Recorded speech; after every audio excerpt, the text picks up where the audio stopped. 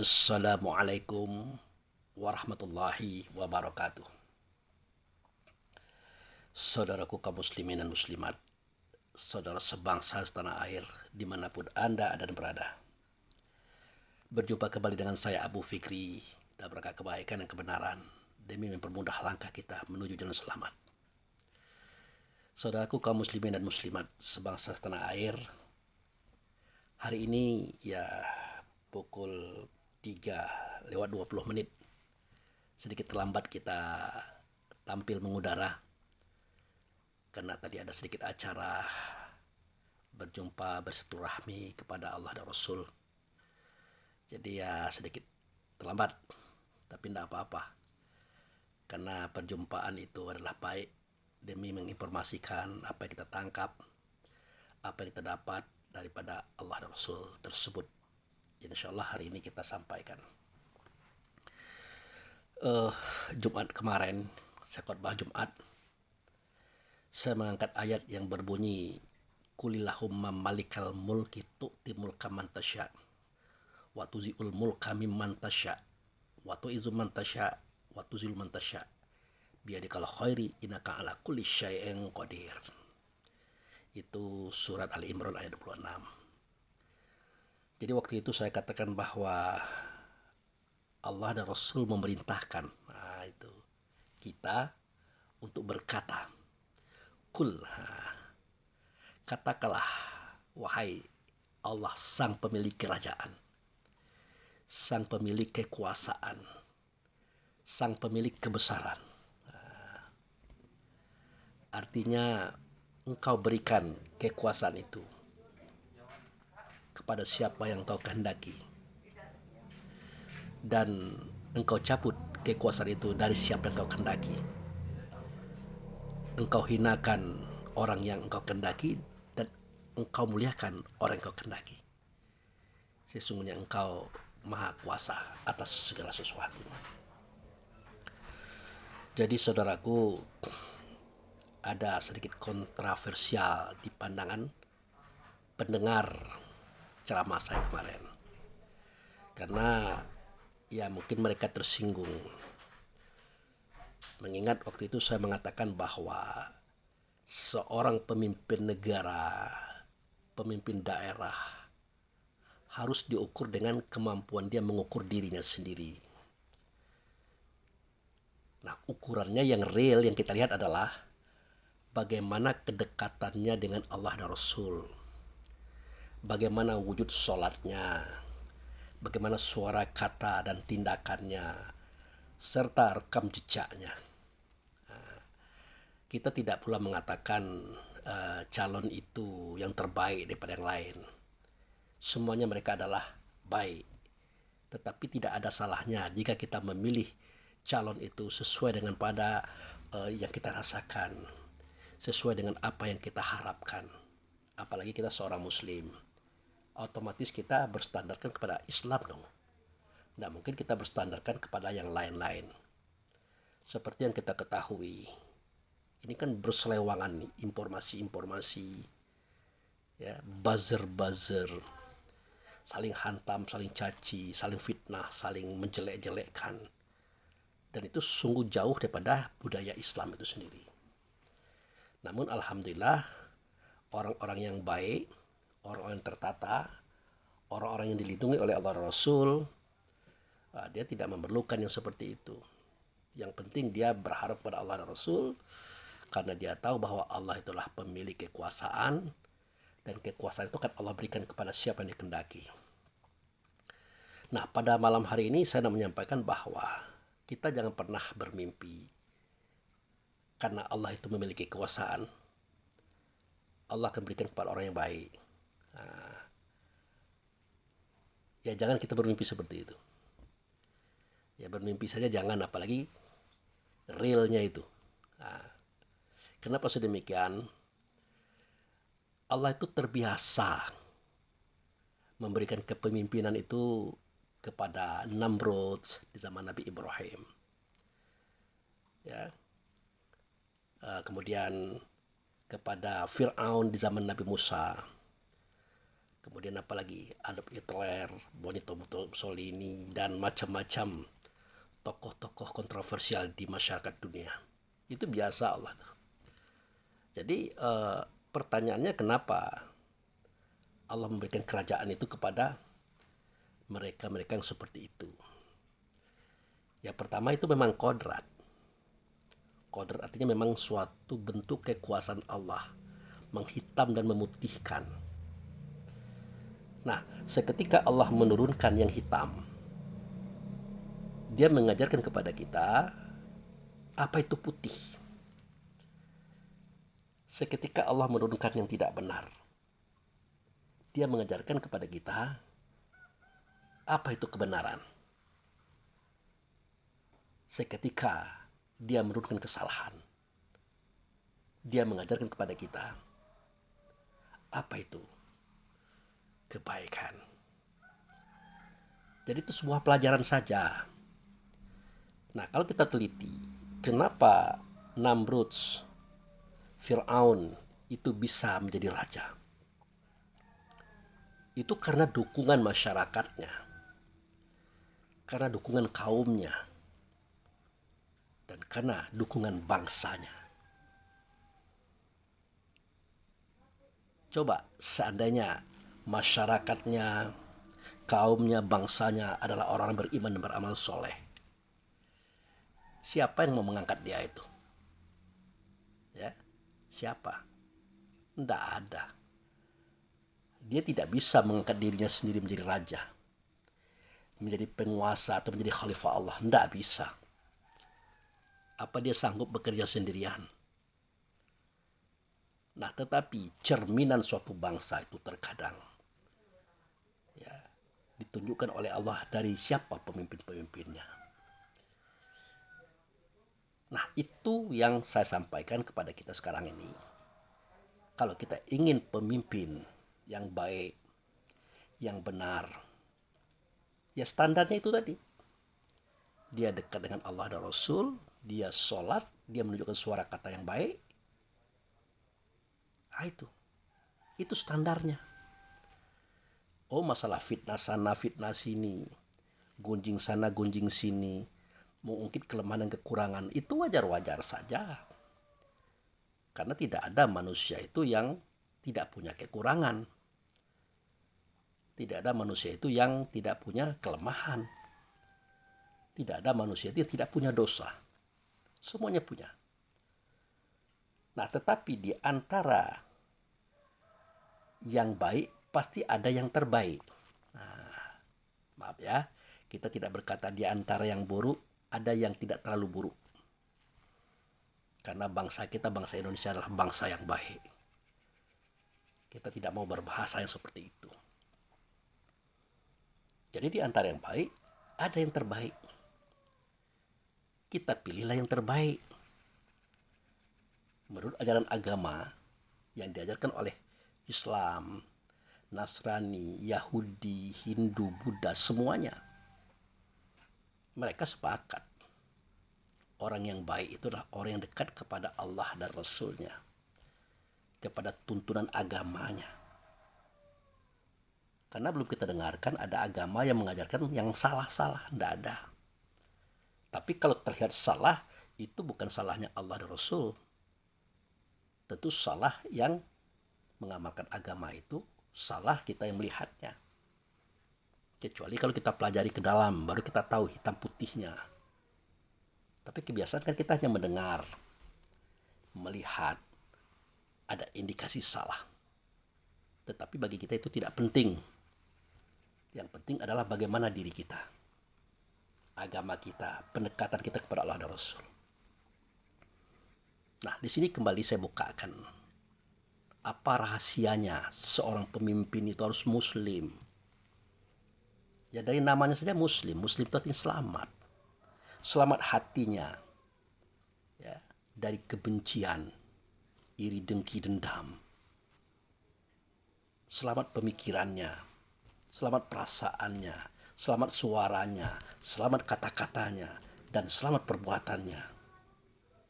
Daripada hal-hal yang berbuat kerusakan, kebinasaan atas alam semesta. Nah, kenapa? Kenapa dia bisa seperti itu? Ya karena itu tadi, pendekatannya kepada Allah dan Rasul di dalam sholat, di dalam hubungan ritual. Seperti yang ya kita lakukan ini. Bersilaturahmi kepada Allah dan Rasul. Silaturahmi itu artinya menghubungkan rasa kasih sayang kepada Allah dan Rasul. Bukan Allah tidak tahu, bukan Rasul tidak mengerti kalau kita ini banyak salah, banyak keliru, bahkan banyak dosa.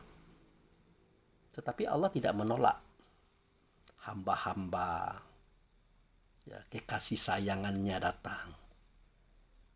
Karena Allah dan Rasul itu tidak pernah melihat apa yang kita lakukan. Dia melihat apa yang ada dalam rasa kita. Itu di hati. Karena tidak sedikit orang bersalah itu pada dasarnya bukan karena dia bersalah, tapi karena keterpaksaan, karena keadaan. Beda dengan kita memandang. Yang kita lihat, yang kita lihat. Yang kita dengar, yang kita dengar. Termasuk yang kita bicarakan adalah yang kita dengar, yang kita lihat. Itulah kita. Nah, jadi orang-orang yang dekat dengan Allah dan Rasul dan selalu bertandang atau berkunjung pada Allah dan Rasul, otomatis wa nazza'na ma fi sudurihim min ghillin tajri min tahtihal anhar itu pasti berlaku. Dicabut oleh Allah penyakit hati dalam dadanya. Dicabut. Sehingga penyakit hati itu berkurang. Otomatis fisiknya pun sehat. Suara katanya pun sehat. Perbuatannya pun sehat. Tetapi kalau itu sebaliknya, kepada Allah dan Rasul dia tidak kenal. Dia melakukan sholat, dia melakukan sembahyang. Akhlaknya, ukuran itu akhlak. Nampak pada budi dan pekertinya. Nah, jadi begitu saudaraku. Nah, jadi orang-orang yang tidak berpenyakit hati, ya, itu kan seketika dia ditanam, dipari oleh Allah ke dalam tubuh badan jasadnya, ke dalam manusianya ini. Dia akan memiliki suatu kekuatan, memimpin dirinya sendiri. Dia memimpin dirinya sendiri. Dia memimpin, dia dipimpin diri yang mana? Tentu diri yang sudah terdahulu ada dalam kandungan emak sebelum dia ditiupkan ke dalamnya. Nah, di dalam diri itu ada sifat pantang kelintasan. Tidak mau melihat orang lebih, orang sukses, orang berhasil, orang menang. Tidak mau dia. Muncul kebencian, iri dengkinya, menghasut dia, memfitnah dia ke sana sini, menginginkan kehancuran daripada sebuah kemenangan itu. Dia tidak mau pantang kerendahan. Yang sifat pantang kerendahan itu ya mau tinggi saja, mau besar saja, mau bagus dia saja, orang lain tidak. Kan itu yang kita lihat. Nah, itu walaupun dalam kampanye ya kita menceritakan kebaikan, kebenaran, program-program kita. Silakan saja. Tapi jangan sampai menjelekkan orang lain. Karena menjelekkan orang lain itu, ya kalau itu benar, kalau tidak kan memfitnah. Kalau iya juga kan menggibah. Maka siapapun akan jadi pemimpin besok lusa ini, ya sebaiknya mereka tidak menjelekkan orang lain. Ya silakan, saya ini baik, saya ini begini begitu, program kita begini, silakan saja. Namanya kita menunjukkan nilai jual supaya masyarakat bangsa kita ini bisa memilih siapa kita. Nah itu. Jadi sifat pantang kerendahan itu. Kemudian di manusia ini ada pula sifat rakus pantang kekurangan. Rakus jabatan. Nah, rakus jabatan ini artinya dia pengen jabatan itu selama-lamanya dia yang punya. Dengan berbagai macam cara, berbagai macam sistem. Apalagi kalau cara sistem itu dia olahnya seketika dia berkuasa. Rakus terhadap harta. Ya. Dan rakus terhadap segala sesuatu. Menurut dia akan mengokohkan dia. Akan mengabadikan dia di alam semesta ini. Padahal umur kita terbatas. Itu sifat rakus pantang kekurangan ada pada tubuh badan jasad. Yang keempat adalah pantang tersinggung dan tidak mau kalah. Nah itu. Jadi seorang khalifah, seorang calon presiden, calon pemimpin, calon pembesar, dia harus mampu mengkhalifahi diri.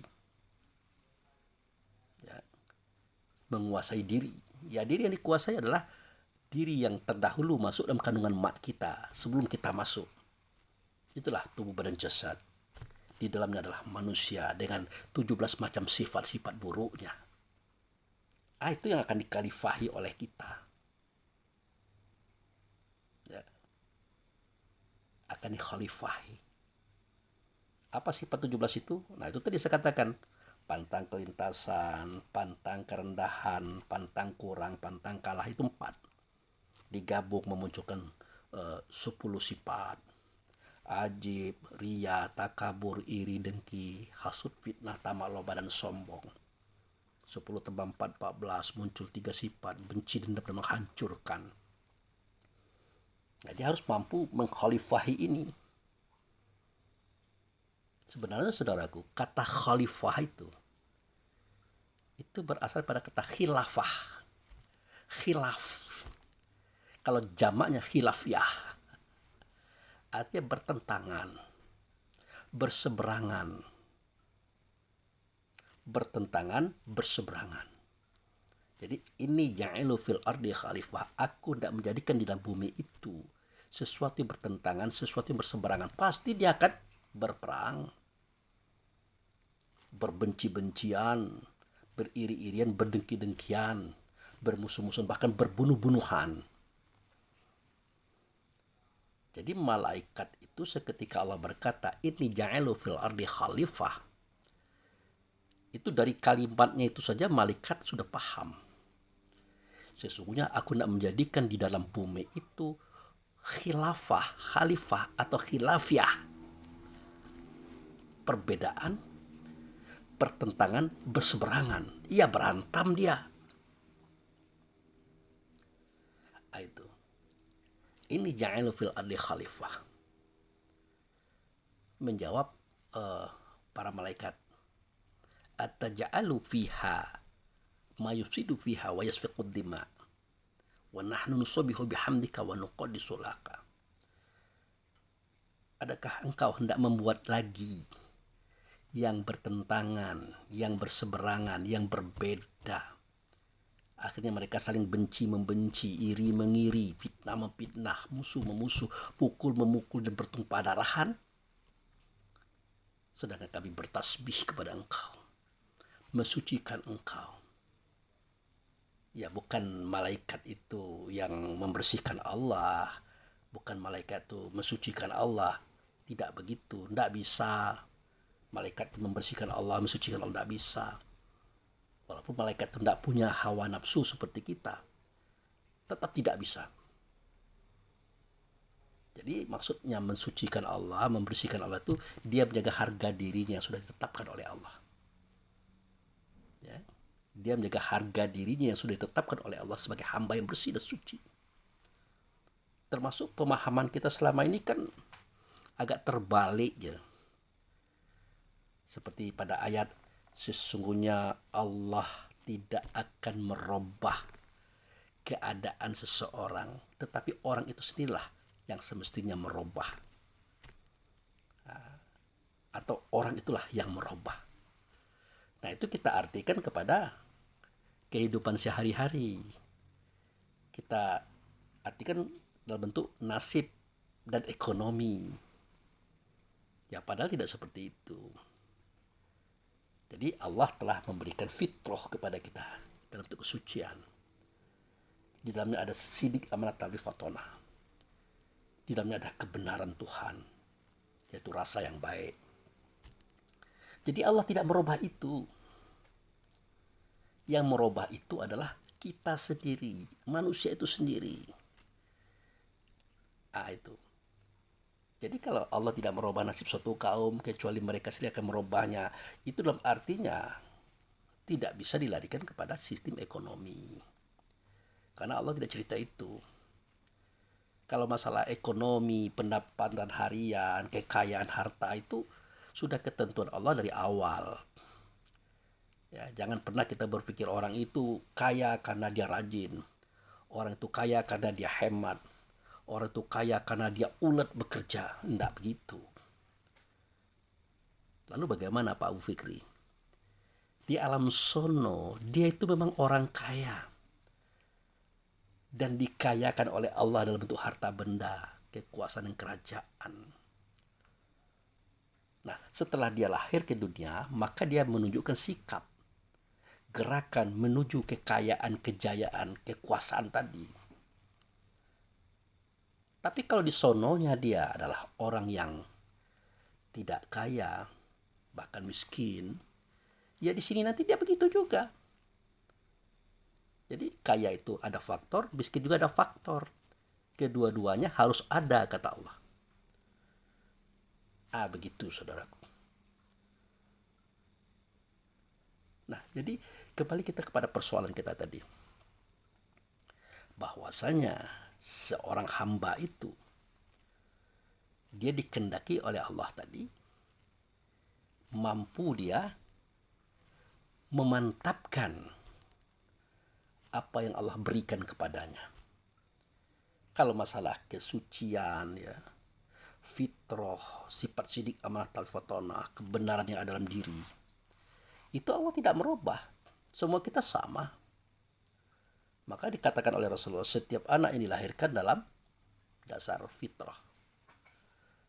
Hanya saja ayah bundanya lah yang merubahnya menjadi apa?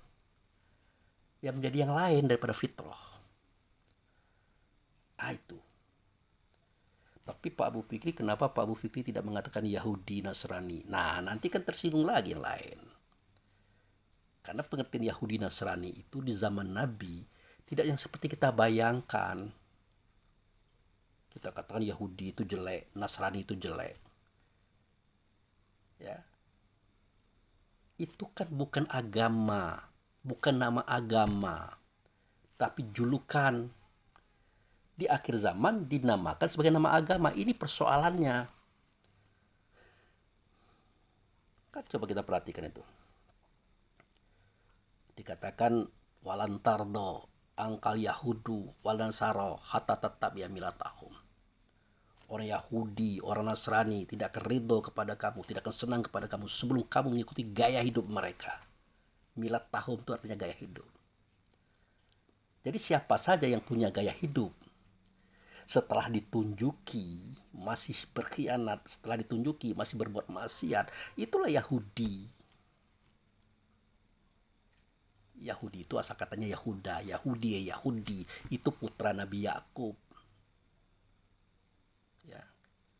Puyangnya itulah Nabi Ibrahim alaihissalam, kakeknya Nabi Ishak alaihissalam, ayahnya Nabi Yakub alaihissalam. Petunjuk yang bagaimana lagi yang mereka tidak terima? Cicit Nabi, cucung Nabi, anak Nabi. Itulah Yahuda, orang yang ditunjuki. Yahudi, orang yang ditunjuki. Yahudi, orang yang ditunjuki. Tapi apa yang dia buat? Membuat makar dia. Ya. Membuat makar, mencelakakan, bahkan membunuh orang yang bersih wajahnya, tampan rupanya, bersih jiwanya, tampan akhlaknya. Itulah Yusuf, adik mereka sendiri. Mereka rela membunuh Yusuf hanya karena persoalan kecil, yaitu iri dengki. Karena mereka anggap ayahandanya mereka terlalu berlebihan kepada Yusuf. Padahal Yusuf itu anak-anak, ya wajar-wajar saja. Tetapi kenapa tidak sampai ke situ pemikiran? Ya karena sudah diselimuti oleh keingkaran kepada Allah dan Rasul. Sudah ditunjuki dengan huda tapi tetap melenceng. Kemudian melakukan reaksi iri dengki. Ya, fitnah, berbohong, berkhianat. Itulah yang disebut dengan Yahudi. Itu tabiatnya Yahuda bin Isa bin Yakub bin Ishak bin Ibrahim. Itulah gaya hidup. Sementara orang Yahudi di zaman Nabi Muhammad banyak yang baik, banyak yang benar, banyak yang mengikuti ajaran-ajaran Nabi Isa pada saat itu. Karena untuk mengikuti ajaran Musa sudah terlalu jauh. Nah, mereka banyak mengikuti ajaran Isa. Nah, gaya hidup mereka ini siapa saja yang menirunya, ya, yang mengikuti gaya hidup seperti ini, udah Yahudilah dia. Tapi semestinya nama ini tidak dipakai untuk nama agama di akhir zaman semestinya. Sehingga orang salah paham, dikiranya Yahudi itu adalah penjahat. Seperti sekarang tuh Pak Abu kan terjadi perang tuh di Palestina melawan Israel. Kan Yahudi itu. Enggak. Orang Israel itu adalah orang Yahudi yang berpaham Zionis. Yang berpaham Zionis. Ternyata banyak orang Yahudi tidak suka dengan pekerjaan itu. Ya. Ternyata ada orang Yahudi itu yang baik dan benar. Tidak semuanya begitu. Makanya kita keberatan mengatakan Yahudi itu jelek. Ya. Karena di dalamnya ada orang yang baik. Orang yang benar. Justru yang menuntun onta Rasulullah ke Madinah waktu hijrah itu orang Yahudi. Bahkan salah seorang daripada istri Nabi Muhammad namanya Sofia itu orang Yahudi. Apakah Nabi Muhammad mengatakan ganti namanya itu? Tidak. Silakan saja nama itu tetap apa ya waktu itu. Tapi mereka juga tidak mau menamakan diri mereka Yahudi. Makanya pada zaman Nabi Muhammad yang baik itu adalah ahli kitab. Dakwah Nabi itu adalah kepada ahli kitab, bukan kepada Yahudi, bukan kepada Nasrani. Nah itu. Ini harus kita pahami ini. Jangan sampai kita menjelek-jelekkan orang, tidak boleh. Jadi Sofia itu dia tetap bersyahadat, sholat, puasa, zakat. Tidak ada dia dengan gaya paham lamanya, tidak ada. Jadi jangan sampai kita mengatakan, oh Rasulullah juga beristri Yahudi. Nah, dia biarkan istrinya melaksanakan ajaran amalan zaman-zaman dulu. Tidak. Kembali kepada khitahnya Nabi Muhammad. Itu. Kemudian Nasrani. Nah, itu Nasrani. Apa itu Nasrani? Ya, itu Nasrani itu Nasoro. Orang yang dibantu, ditolong oleh Allah dan Rasul. Dalam susah, dalam penjajahan, penindasan. Ya, penindasan orang Yahudi. Maka dimunculkanlah oleh Allah dan Rasul. Siapa itu? Zakaria alaihissalam. Ya, melahirkan Yahya alaihissalam. Oleh orang Yahudi itu dibunuh. Hanya masalah sepele. Sang raja hendak menikah dengan anak tirinya. Nabi Zakaria melarang. Maka dia merasa terhina, terganggu dengan kekuasaannya. Ya, dengan kekuasaannya. Dia menangkap Yahya. Waktu Yahya itu mengatakan jangan, tidak boleh. Menurut ajaran Allah Rasul itu tidak benar. Nah, jadi Zakaria dan Yahya itu hidup di era kejayaan Yahudi tadi. Nah, kaisar dan raja waktu itu adalah orang Yahudi. Maka ditangkaplah Yahya tadi. Dimasukkan ke dalam penjara. Maka di situ dia disiksa sampai mati, sampai pecah kepalanya itu. Itu kerja mereka itu. Akhirnya, tidak lama kemudian mereka mencari ayahnya Yahya, Zakaria alaihissalam. Maka Zakaria tahu dia akan dibunuh. Dia lari ke dalam hutan. Nabi Zakaria ini kan ahli kayu. Tukang kayu. Tukang mebel kata kita sekarang itu. Nah, dia bisa membuat pohon itu di dalamnya ada ruangan. Dia sudah buat itu, dia sudah rancang. Kemudian dari luar tidak kelihatan kalau itu ada ruangan untuk dia bersembunyi ke dalamnya. Nah benar, seketika terdengar berita dia hendak ditangkap oleh orang Yahudi, maka beliau lari ke dalam hutan dan masuklah ke dalam pohon itu tadi. Ditutup pohon itu dari dalam sehingga tidak nampak dari luar. Nah, waktu itu pasukan kerajaan mencari beliau di hutan. Karena mereka melihat Zakaria lari ke sini. Itu. Nah, akhirnya cari tidak ketemu. Diulang lagi, tidak ketemu. Maka datanglah iblis. Setan menunjukkan, apakah kalian mencari Zakaria? Ya, Zakaria adalah pohon ini. Itu dia. Zakaria adalah pohon ini. Anda mungkin, bagaimana mungkin dia bisa masuk ke dalam pohon? Nah, saking canggihnya karyanya Zakaria, teknologi Zakaria, tidak ketahuan kalau pohon itu ada pintunya. Ya, berkata iblis tadi, iya, beliau ada di dalam itu. Kalau tidak percaya, ambil senso. Senso itu kan gergaji mesin. Akhirnya, ya mereka bertanya, Anda siapa? Kok sok tahu? Dia bilang, aku adalah moyangnya iblis. Moyangnya jin. Akulah Azizal bin Janu. Oh, mendengar itu akhirnya mereka percaya. Karena nama ini tidak asing. Kisah mereka ini, kisah dia ini tidak asing. Kisah Azizal bin Janu ini. Diambil senso, digergaji. Apa yang terjadi? Merah senso tadi. Darah Zakaria itu mencerat. Waktu itu Zakaria menjerit. Allah. Tiba-tiba ada suara dalam batinnya Zakaria. Sekali lagi kan kau menjerit, wahai Zakaria, aku cabut kenabian engkau. Aku cabut. Berarti hilang kepahaman dirimu bahwa tidak terjadi segala sesuatu kecuali kehendaknya aku. Ya, tidak terjadi segala sesuatu adalah kehendaknya aku. Itu yang disebut dengan kalimat wala nabluwannakum bisai minal khawfi wal ju' wa naqsi minal amwal wa anfus wa samarah wa basyir sabirin allazina iza asobathum musibah qalu inna lillahi wa inna ilaihi rajiun.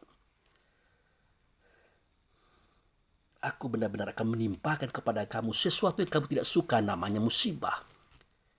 Ya di antaranya adalah kekurangan jiwa tadi, kekurangan nyawa tadi, kematian.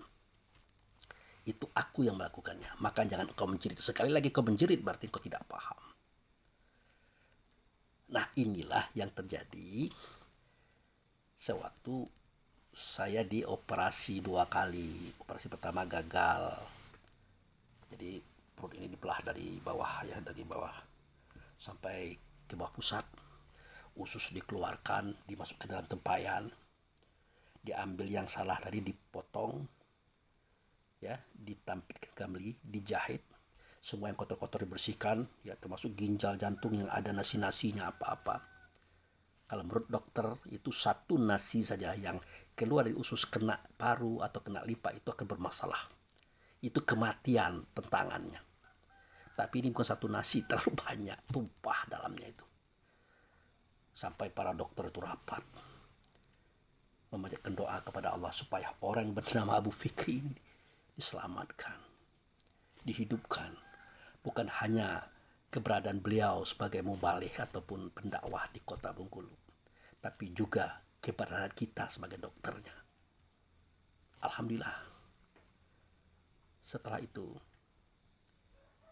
kita sadar kembali. Maka jahitan itu sudah mulai mengering. Saya pulang. 3 hari kemudian kita periksa lagi ya. Kita kontrol lagi ya. Itu kata dokter. Saya bilang iya. Tapi apa yang terjadi? Seketika dilihatnya, apa dia bilang? Kita tertipu, kata dokter tadi. Ternyata infeksi semua, saudaraku. Bernanah semua. Kalau sudah seperti ini, apa harus dibius lagi? Tidak. Karena bius sudah terjadi kemarin. Nah, itu. Akhirnya apa? Benang itu diputus kembali. Daging tadi dirobek kembali dengan pisau. Dibuka seperti membelah durian. Ternyata benar di dalamnya masih bernanah. Sakitkah? Luar biasa. Perihkah? Luar biasa. Menderitakan? Luar biasa. Sehingga keluar keringat sebesar-besar jagung, gemetar. Berani menjerit? Tidak berani. Walaupun kita bukan Rasul, bukan Nabi yang disyariatkan oleh Allah dalam agama, tapi kita ingat pesan Allah kepada Nabi Zakaria. Kita tidak mau Allah mencabut apa yang sudah Dia berikan pemahaman kepada kita. Singkat cerita, setelah dijahit setelah dibuka, maka terbelahlah perut itu selama beberapa hari. Kalau salah 5 hari ya, terbelah seperti ini. Kalau dia dari luar tuh ususnya ada kelihatan. Tapi dibersihkan, ditutup, sampai nanahnya habis. Tapi karena daging itu selalu tumbuh, maka mau tak mau harus dijahit, harus ditantupkan kembali. Maka dijahit lagi, dioperasi lagi, dijahit lagi. Tapi dibuat lubang 1, 2, 3. Kenapa? Untuk membuang nanah jika nanah itu ada. Bagaimana aktivitasnya? Iya, pagi sekali, siang sekali, sore sekali, itu dimasukkan kain ke dalam itu. Ke dalam lubang, dicabut, terangkat nanahnya. Dimasukkan, dicabut. Sakitnya bukan main. Perihnya bukan main, menderitanya bukan main. Nah, di akhir kisah seketika kita tidak pulang daripada rumah sakit tadi, kita diinterview, kita diwawancari oleh dokter dan beberapa susternya. Apa kata dia? Ya alhamdulillah, ini bukan memuji, ini kenyataan yang saya katakan. Bapak tidak mau kotor badannya, selalu diganti bajunya, selalu tenang, tidak ada nampak penderitaannya. Tapi kami hibah, kami sedih, menangis di dalam kami melihat Bapak. Apalagi ketika kami masukkan kain dicabut, Bapak hanya diam. Apakah Bapak tidak merasakan sakit? Tidak merasakan perih, tidak menderita pada saat itu? Ya saya bilang, bukan lagi perih, bukan lagi sakit, bukan lagi menderita, sangat menderita saya katakan. Tapi kenapa Bapak tidak mengeluh, tidak menjerit, tidak mengatakan aduh sekalipun? Maka saya jawab, saya teringat kisah Nabi Zakaria. Nah, saya ceritakan kisah ini. Seketika dia menjadi Allah, ketiga kali akan dicabut kenabian pada dirimu. Ya mungkin ada bedanya sedikit ya. Mungkin pada waktu itu Zakaria tidak diingatkan karena dia lupa. Kalau saya kan dapat bocoran kisah itu.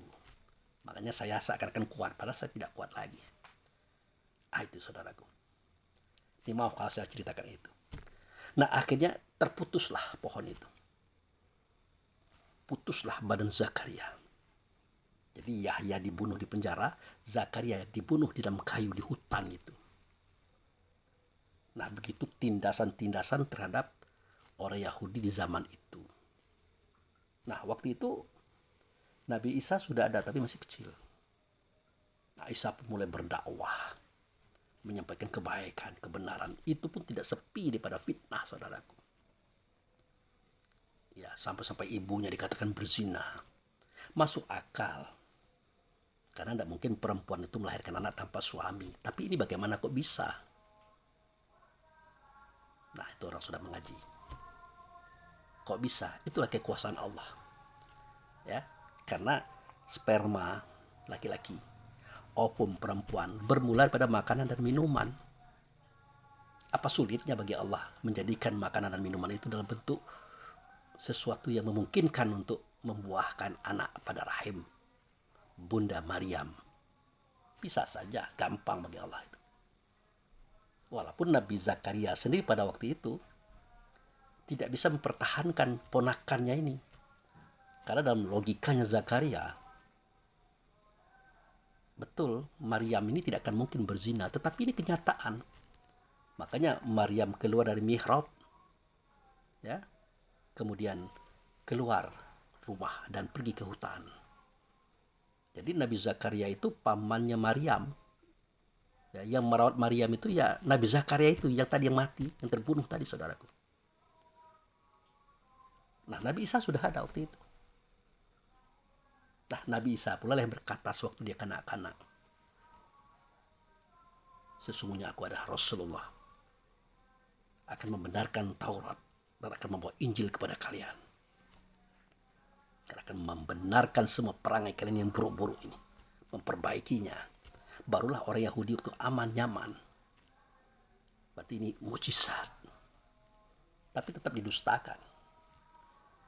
Nah, setelah Isa menjadi Rasul, menjadi Nabi, dia punya murid 12. Ini adalah orang-orang tertekan, orang-orang tertindas jiwa dan raganya. Nah, inilah pertolongan Allah kepada mereka. Orang yang tertindas tadi sudah ditolong dengan adanya Isa Al-Masih bin Maryam tadi. Tetapi apa terjadi? Sudah ditunjukkan dengan Zakaria, dengan Yahya, dengan Bunda Maria, dengan Isa ibnu Maryam. Bahkan menjadi murid daripada Isa ibnu Maryam. Ya, sudah ditolong itu. Tetapi masih juga berkhianat kepada kebenaran. Kebenaran Allah yang datang dalam bentuk Ruhul Kudus Amin yang ada pada Isa. Akhirnya Isa dijualnya kepada raja dengan cara menunjukkan tempat sembunyian Isa. Menunjukkan tempat sembunyian Isa. Harapan akan menjadi pejabat dan dapat uang. Ternyata Isa tidak ada. Yang jadi Isa adalah dia sendiri, murid Isa itu. Karena dia berkhianat. Ya. Dia membantah kebenaran dirinya hanya karena uang dan jabatan. Nama muridnya itu adalah Yudas Iskariot, saudara. Inilah orang yang ditolong, Nasaro tadi. Nah, tabiat yang seperti inilah yang disebut Nasrani itu, saudaraku. Jadi Yahudi Nasrani itu tabiat, gaya hidup, bukan nama agama sebenarnya itu. Ya, buktinya orang yang tahu siapa itu Rasulullah sewaktu dia masih kecil itu orang Nasrani, namanya Mukhairah. Buktinya orang yang tahu bahwa Nabi Muhammad bakal jadi nabi, bakal jadi rasul seketika beliau dapat wahyu, Waraqah bin Nawfal itu Nasrani dianya. Apakah Khadijah juga Nasrani karena dia ponakan? Bisa jadi. Tapi dalam artian tanda kutip. Nah, dia beragama dengan nama Isa Al-Masih, kita katakan Nasrani. Sebenarnya bukan begitu bahasa yang paling tepat. Beliau adalah ahli kitab. Ya, orang Yahudi yang baik pada saat itu. Orang Nasrani yang baik saat itu namanya ahli kitab. Tidak Yahudi, tidak Nasrani. Karena Yahudi dan Nasrani pada surat Al-Baqarah ayat 120 itu menunjukkan orang yang tidak baik. Orang yang tidak benar. Sedangkan mereka ini orang baik-baik loh. Orang yang benar loh. Sampai dia mengatakan, sesungguhnya suamimu ini, wahai ponakanku, akan menjadi nabi, menjadi rasul, Mesias di akhir zaman. Seandainya aku masih hidup seketika dia diusir oleh keluarganya, dibunuh oleh kaumnya, maka akulah orang yang pertama kali melindungi dia. Artinya dia secara tidak langsung sudah berpro kepada Muhammad. Sudah masuk Islam. Itu pun belum ada nama Islam waktu itu. Semuanya adalah tauhid. Semuanya ahli kitab, saudaraku. Nah, kembali kepada cerita kita tadi. Jadi orang-orang yang dibimbing oleh Allah Rasul dan telah mampu dianya menguasai dirinya dengan berbagai macam sifat, menjauhi sifat Yahudi dan Nasrani yang ada pada diri mereka masing-masing, itu cocok jadi pemimpin. Dia bisa memimpin dirinya, keluarganya, kaum kerabatnya, negaranya bisa. Ingat ya, pengertian Yahudi Nasrani pada dirinya itu sifat-sifat buruk yang terjadi pada zaman Nabi Muhammad yang mereka lakukan. Saya sayangkan semestinya nama agama itu tidak Yahudi, tidak Nasrani. Takutnya nanti orang salah paham. Kalau kita mengerti nama itu diambil dari nama yang dulu-dulunya. Tapi tidak semuanya seperti itu merekanya. Termasuk Islam juga. Yang kita kerja baik. Kalau Islam itu sudah baik, sudah benar. Justru banyak dia beragama dengan merek Islam, tapi perangainya Yahudi, perangainya Nasrani, bahkan iblis.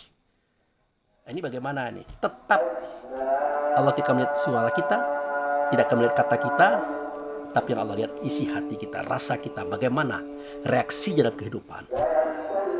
Nah, kembali kepada masalah kepemimpinan tadi saudaraku. Pilihlah mereka yang dekat dengan Allah dan Rasul, yang sholat, yang suara katanya baik dan benar. Itu pilihlah siapa saja mereka.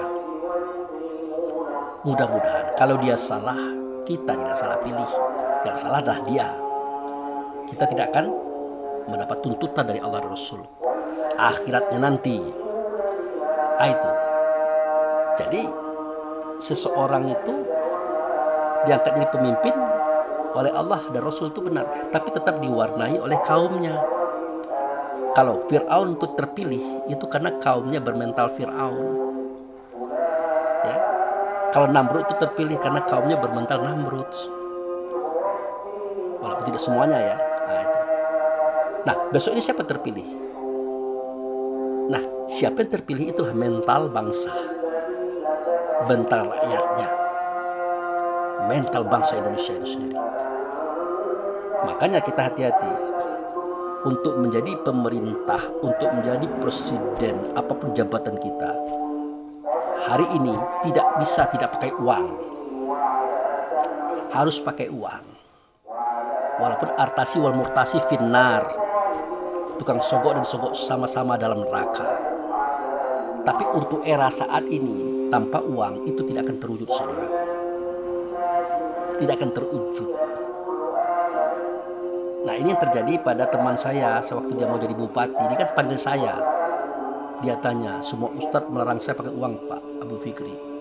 Saya pernah coba kalah. Yang menang itu yang pakai uang. Ini bagaimana sekarang ini? Ya saya katakan, dia tanyakan kepada Allah. Kerajaan itu milik dia. Lalu kenapa dia berikan kerajaan itu kepada orang yang punya uang? Artinya saat ini Allah mengatakan secara tidak langsung, hanya pakai uanglah untuk Anda jadi. Mengenai masalah kesalahannya, kekeliruan kita buat, jangan ditanyakan, itu sudah jelas. Yang penting niat Anda setelah Anda menjadi penguasa, pemimpin, apa yang harus Anda lakukan. Begitu saudaraku. Nah, jadi silahkan dipilih pemimpin itu dan kriteria saya ceritakan tadi. Itu. Biasanya tidak pakai uang pun akan kita pilih. Akan kita pilih. Ada uangnya bagaimana? Diterima apa enggak? Semestinya tidak kita terima. Semestinya tidak kita terima. Kita ingat kriteria orangnya. Itu. Kalau kita terima bagaimana Pak Abu Fikri? Bagaimana? Jangan tanyakan kepada saya. Anda paham itu. Daripada Anda memilih orang kriteria yang tidak tepat hanya karena uang, itu besar masalahnya. Besar salahnya. Orangnya tidak tepat. Anda pilih karena Anda diberikan uang. Itu besar permasalahannya. Lagi orang yang baik, benar, tepat, kondisinya tepat masalahnya, dan kriterianya pas, dia memberi uang saja, kita tidak berani menjawab boleh atau tidak diterima. Karena tidak pakai uang pun kita akan pilih dia. Dikasih uang boleh apa tidak terima, Anda yang paham. Allah dan Rasul yang mengerti. Itu.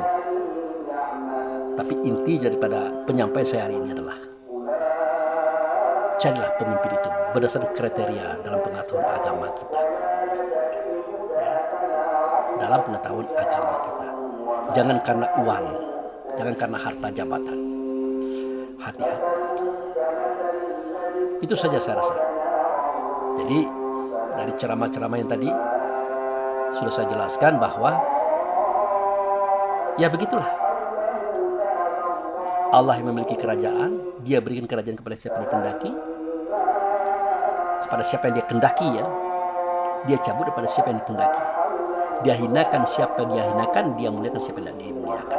Semuanya itu adalah di tangan Allah. Allah itu yang memegang kebaikan, saudaraku. Yang mungkin itu saja yang bisa saya sampaikan. Lebih dan kurang saya mohon maaf. Saya tidak mengatakan si A jelek, si B buruk, tidak. Saya hanya mengatakan kriteria. Kalau masalah jelek buruknya manusia itu benar-benar terjadi, tampak di mata kita pun tidak berani saya mengatakan itu jelek. Takut terjebak seperti Nabi Musa terjebak ketika dia bertemu dengan Nabi Khidir. Dan kisah itu ada pada surat Al-Kahfi. Tapi terbukti Pak Abu dia salah. Dia melanggar aturan, dia melanggar hukum. Ya dihukumlah dia.